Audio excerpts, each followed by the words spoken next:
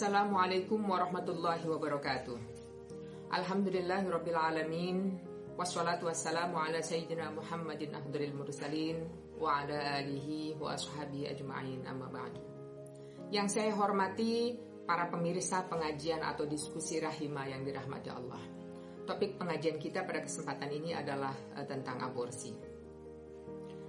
Para ilmuwan mengatakan bahwa jumlah aborsi tahunan di seluruh dunia meningkat dari 50 juta per tahun antara 1990 sampai 1994 menjadi 56 juta per tahun antara 2010 sampai 2014. Institut Guttmacher menyebutkan perkiraan yang didasarkan pada studi Organisasi Kesehatan Dunia atau WHO bahwa setiap tahun dilaporkan 1 dari setiap 4 kehamilan berakhir dengan aborsi.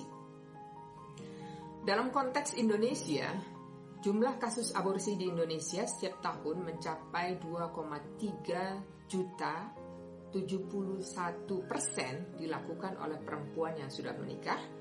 Kemudian 29% sisanya diantaranya dilakukan oleh para remaja atau pasangan yang belum menikah.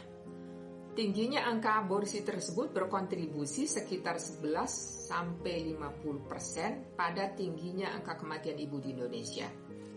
Hari ini datanya masih menyebutkan sebanyak 359 per 100.000 kelahiran hidup.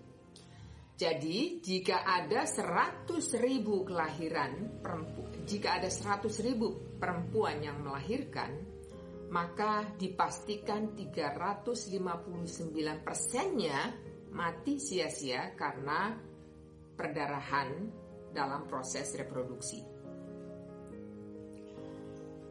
Pengertian aborsi menurut ahli kandungan dalam sejumlah literatur menyebutkan diantaranya menurut Prof. Gulardi, aborsi ialah berhentinya atau mati dan dikeluarkannya kehamilan sebelum berusia 20 minggu dihitung dari haid terakhir atau berat janin kurang dari 500 gram atau panjang janin kurang dari 25 cm. Menurut ahli fikih diantaranya Syekh Ibrahim An-Nakhai, aborsi adalah pengguguran janin dari rahim ibu hamil baik sudah berbentuk sempurna ataupun belum sempurna. Kemudian menurut Imam Ghazali menyebutkan bahwa aborsi adalah pelenyapan nyawa janin di dalam kandungan atau merusak sesuatu yang sudah terkonsepsi yang disebut dengan al-maujudul hasil. Artinya, jika hasil tes urin dinyatakan positif, maka itulah awal kehidupan menurut Al-Ghazali. Dan menurut beliau, jika hal tersebut dirusak, maka tergolong sebagai jinayat atau pelanggaran pidana. Adapun jenis aborsi setidaknya ada 2. Yang pertama adalah aborsi spontan atau abortus spontaneous. Ialah aborsi yang terjadi secara alamiah baik tanpa sebab tertentu maupun karena sebab tertentu seperti kelainan kromosom, penyakit, virus toksoplasma, anemia, demam yang tinggi dan sebagainya. Dalam istilah fikih jenis aborsi ini disebut dengan al-isqatu zati. Disebut juga dengan pengguguran yang dimaafkan atau al-isqatul afu. Aborsi jenis ini tidak memiliki akibat hukum apapun. Kemudian jenis yang kedua adalah aborsi yang disengaja atau abortus provocatus. Ialah aborsi yang terjadi secara sengaja karena sebab-sebab tertentu. Dalam istilah fikih disebut al-isqatul daruri atau al-isqatul ilaji. Nah, bagaimana Islam memandang aborsi khususnya yang disengaja? Aborsi sengaja karena darurat atau untuk pengobatan atau ini yang disebut dengan al-isqatul daruri atau al-isqatul ilaji. Misalnya aborsi dilakukan karena ada indikasi fisik yang mengancam nyawa ibunya bila kehamilannya dilanjutkan. Aborsi jenis ini menurut Islam diperbolehkan karena risikonya lebih ringan mengeluarkan janin dibandingkan dengan melanjutkan kehamilan dengan risiko ibunya terancam bahaya. Di dalam kaidah fikih disebutkan bahwa jika dihadapkan pada dua bahaya, maka harus memilih risiko yang bahayanya lebih kecil di antara keduanya yang sama-sama membahayakan. Dalam konteks aborsi ini, ulama sepakat bahwa untuk menyelamatkan nyawa ibunya, membolehkan dengan alasan agar ibunya bisa hidup sehat secara fisik, psikis, dan sosial. Karena seorang ibu sudah memiliki tanggung jawab tidak hanya secara individu, tetapi juga tanggung jawab sosial terhadap keluarganya. Aborsi tanpa alasan tersebut tentu saja dilarang di dalam Islam.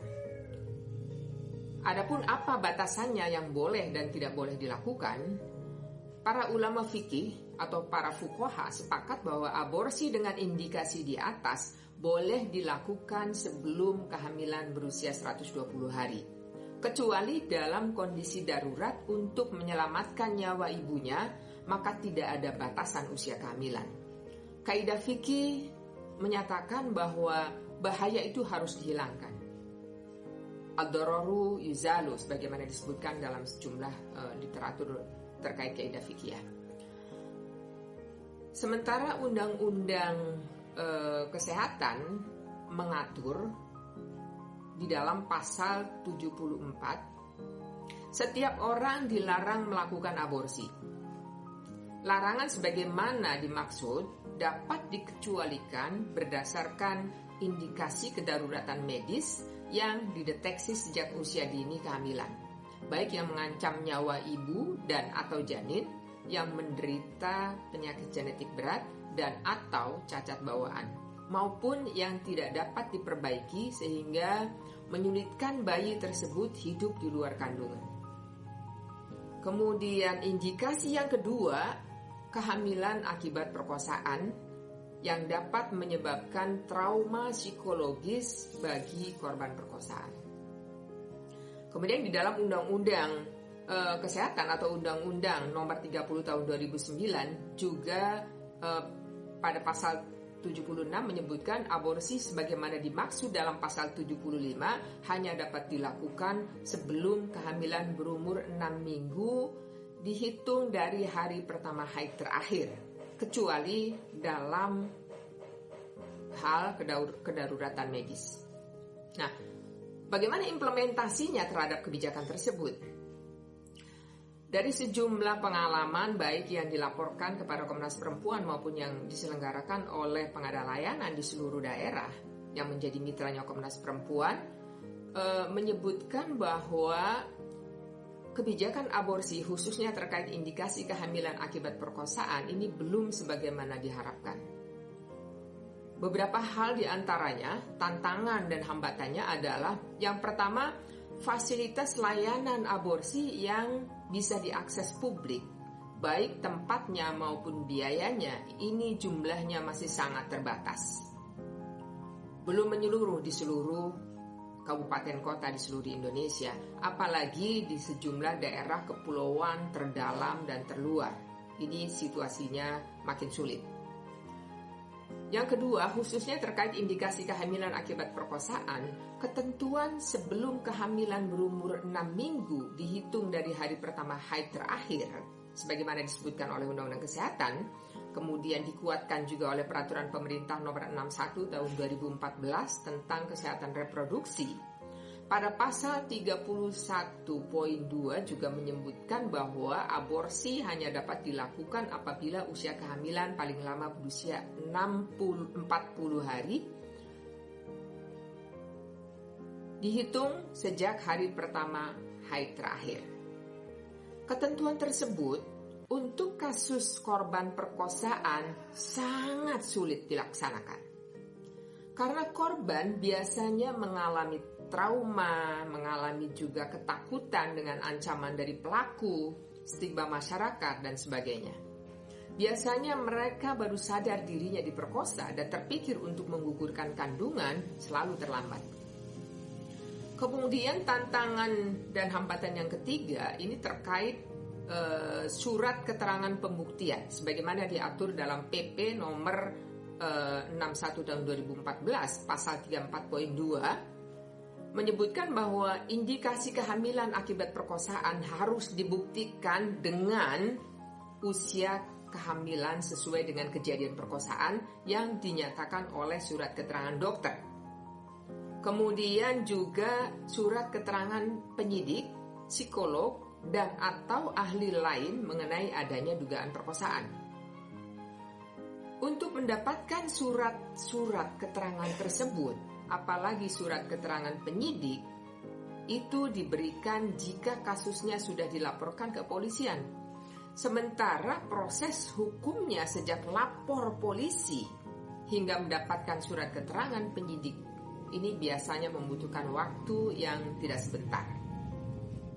Oleh karena itu, berdasarkan sejumlah kerumitan yang dialami oleh pengada layanan maupun oleh lembaga pendamping terhadap kasus korban perkosaan, kebijakan aborsi di Indonesia ini belum berorientasi pada kepentingan perempuan, khususnya sekali lagi korban perkosaan.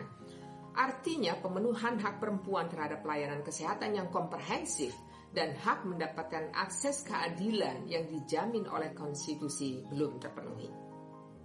Tantangan dan hambatan tersebut di tengah tingginya angka aborsi di Indonesia membutuhkan upaya konkret dari semua pihak agar ada pencegahan dan penanganan aborsi secara komprehensif dan sistemik. Para pemirsa, karena waktu sangat terbatas, secara lengkap silakan baca buku Fikih Aborsi jika Anda ingin melihat dari perspektif Islam. Demikian, kurang lebihnya mohon maaf jika ada hal-hal yang tidak berkenan, dan saya menyampaikan penghargaan yang setinggi-tingginya kepada Rahima yang sudah menyelenggarakan forum ini dan juga kepada seluruh pemirsa di tanah air. Sekali lagi, terima kasih. Tak terhingga, akhirul kalam, wallahumma fiqil aqwamit thoriq. Wassalamualaikum warahmatullahi wabarakatuh.